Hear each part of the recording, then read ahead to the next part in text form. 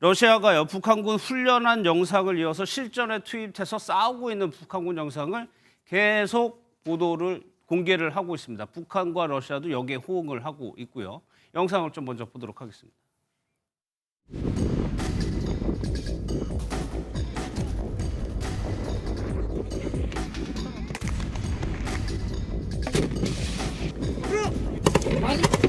마지막까지.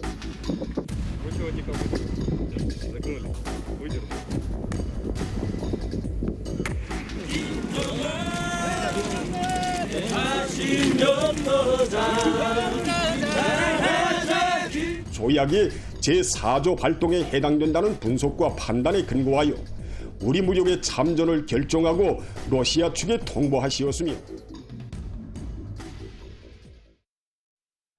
앞서 북한과 러시아는 저 파병 사실 자체를 숨겨왔습니다. 이제는 그런데 영상을 공개하면서 아예 그냥 국제사회에 대놓고 얘기를 하고 있는 건데 저 영상에 어떤 내용들이 담겨 있어요? 네, 맞습니다. 지금 공개된 영상은 2개가 있는데요.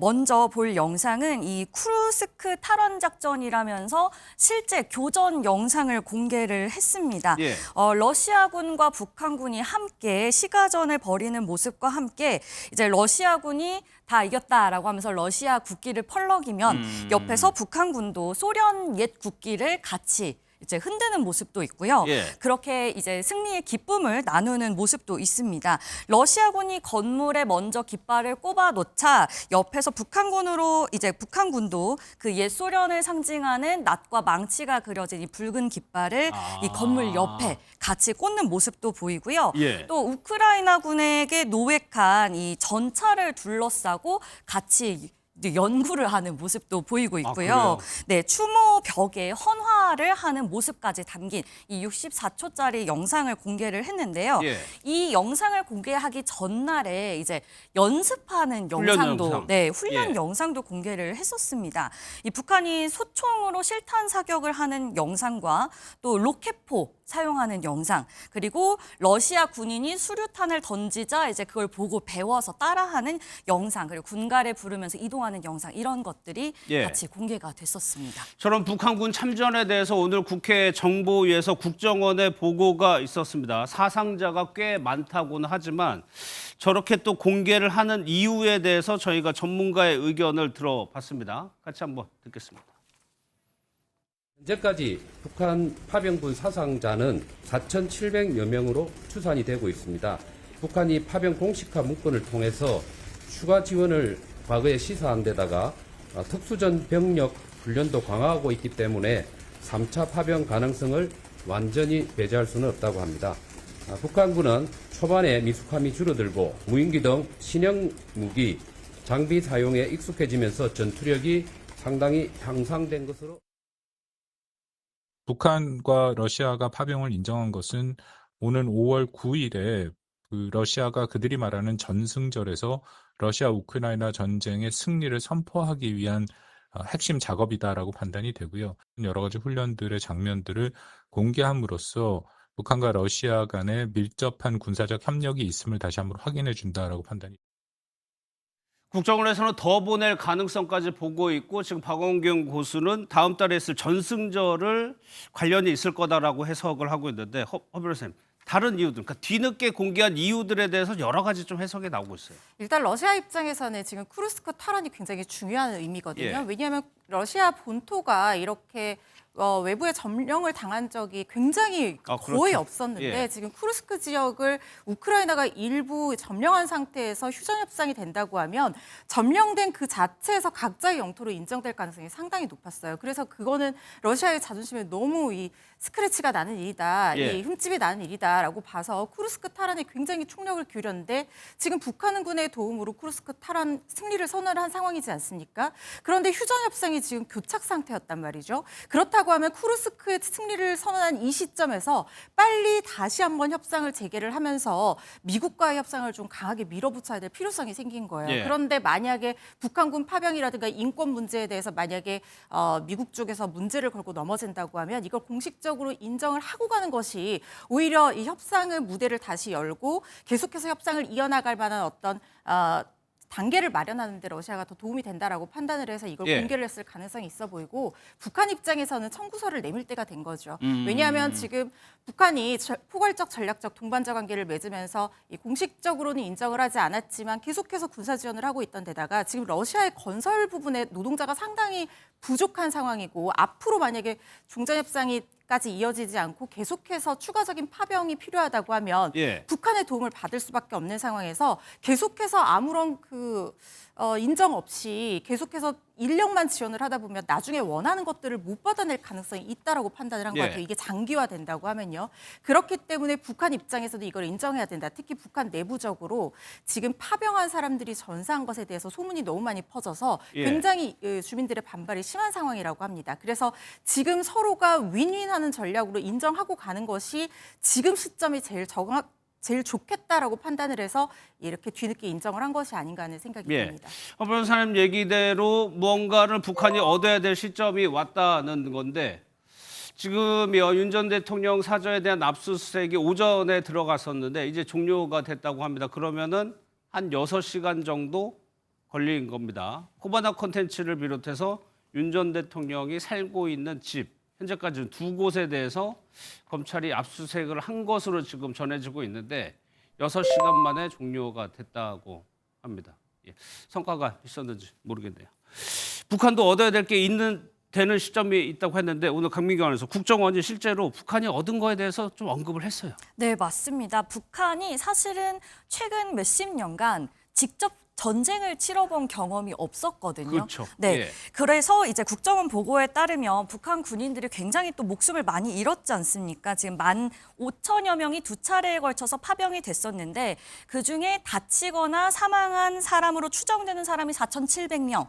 그중에 정말 죽은 걸로 사망으로 판단되는 게 600명이었습니다. 예. 그런 와중에 지금 북한이 무인기 등 이 신형 무기 운용에 점점 익숙해지면서 전투력이 상당히 향상이 됐다는 거예요. 그래서 파병 초기에 미숙함이 줄어들면서 현대전에서도 이제 충분히 활약을 할 수 있을 것이다. 이렇게 보는 분석이 나왔습니다. 실전 능력이 향상됐다는 거죠. 네, 사실 이제 드론이나 이런 신형 무기에 대해서는 굉장히 익숙하지 않다가 예. 이제 파병이 진행이 되면서 점점점 적응을 한 것으로 보입니다. 그렇지만 또 이 파병이 장기화되면서 일부 북한 군인들이 현지에서 이탈을 하는 행위도 조금은 벌어지고 있다고 합니다. 예. 초반에는 드론 같은 것에 이제 북한군이 적응을 못 하고 있다. 이제는 적응해서 현대전에 그 기술들을 습득을 하고 있다는 점이 좀 우려스러운 대목이긴 합니다. 그런가 하면 북한 내부에서는 김정은 위원장의 딸이죠. 김주애가 연일 좀 언론에 모습을 드러내고 있는데 김여정 부부장이 저희는 북한의 2인자로 알고 있었는데 최근에 영상을 보면 오히려 김여정 부부장이 김주애에게 인사를 하는 모습이 포착됐어요. 네, 그렇습니다. 최근 영상을 확인해 보면 이제 김정은 위원장의 여동생인 김여정 노동당 부부장이 이 김정은 위원장의 딸인 김주애에게 허리를 굽혀서 이제 보좌를 하는 그런 모습이 포착이 됐습니다. 예. 사실 이 장면뿐만 아니라 예를 들면 이제 김정은 위원장이 이 북한 해군 역사상 최대 규모로 평가를 받고 있는 5,000톤급 이 구축함 진수 기념식이 있었는데 이 자리에도 이제 김주애가 함께 참석을 한 그런 모습이 포착이 되기도 했고 그 밖에도 이제 김정은 위원장들이 이제 주민들을 만나러 가는 그런 장면들에서도 이 곁에는 결국 김주애가 함께 있는 모습들이 많이 포착이 됐습니다. 그래서 이런 모습들을 봤을 때 결국에는 이제 후계자로서 김주애의 그런 지지 기반을 다지기 위한 그런 포석들이 아닌가라는 이야기들이 나오고 있는 상황입니다. 예, 각종 행사에 이제 김정은 위원장과 함께 이제 딸이 참석을 하는 건데 이 사진을 보시면은 여기가 김여정 부부장입니다. 이 사진만 보더라도 김여정 부부장이 안내를 하고 있는 듯한 모습이 보이죠. 또 하나 허 변호사님, 리설주 부인이죠. 리설주도 모습이 잘 안 보여요. 그렇습니다. 지금 1년 4개월 넘게 공식 석상에 리설주 여사가 모습을 보이지 않고 있는 상황입니다. 그런데 오히려 대신에 김주애의 노출은 굉장히 잦아졌어요.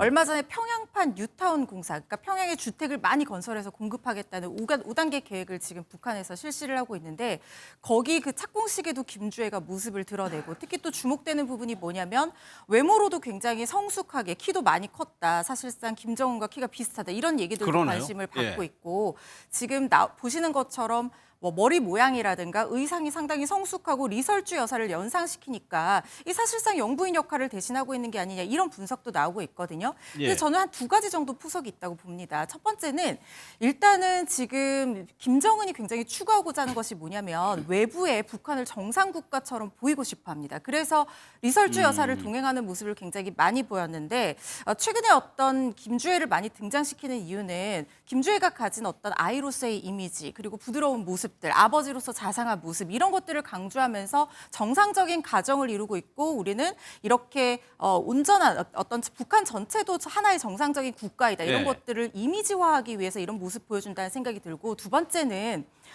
후계자가 김주애가 아닐 가능성이 저는 상당히 높다고 보고 있거든요. 예. 왜냐하면 진짜 백두혈통을 숨겨놓고 오히려 김주애를 전면에 많이 내세움으로써 사실 김주애가 좀 비판받는 부분도 있습니다. 북한 내부 주민들 사이에서 약간의 어떤 상대적인 박탈감을 느끼게 한다는 얘기들도 있거든요. 예. 그런데 실제 후계자를 공개해서 벌써부터 그런 이미지를 줬다가는 오히려 마이너스가 될 확률이 있습니다. 그래서 김주애를 내세워서 정상적인 국가 이미지를 가져오는 대신에 어떤 비난의 모습이나 이런 것들은 김주애가 받게 하고 진짜 백두혈통으로서의 어떤 진짜 후계자는 아직까지 가리는 그런 예. 효과까지도 노리고 있는 것이 아닌가 하는 생각이 듭니다. 허 변호사 말씀 더해서 북한은 특히나 그 봉건적이라고 할 정도로 남성 중심주의가 강한 나라죠. 그럼에도 불구하고 딸인 김주애를 계속적으로 노출을 시킨다. 이 부분에 대해서 저희가 전문가한테 한번 물어봤습니다. 어떻게 답하는지 들어보겠습니다.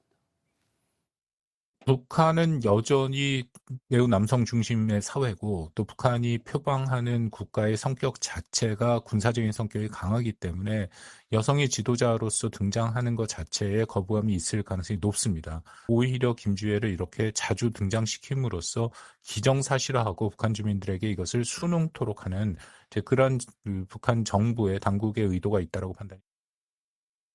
그러니까 서 변호사님 여전히 북한 내부에서는 좀 불편하게 볼 수도 있다는 얘기거든요. 네, 그렇습니다. 이제 방금 그런 전문가의 말씀처럼 북한은 이제 마치 수십 년 전에 우리나라의 모습처럼 이제 상당히 가부장적인 그런 심하죠. 네, 그런 예. 의식이 심하다라고 하기 때문에 그렇다면 이제 차후의 후계자가 될 수도 있는 이 지금 김주애 같은 경우에는 아무래도 주민들에게는 커다란 뭐 신망을 얻기에는 조금 힘들 수도 있는 그리고 반발심이 있을 수도 있는 그런 상황이라고 보여집니다.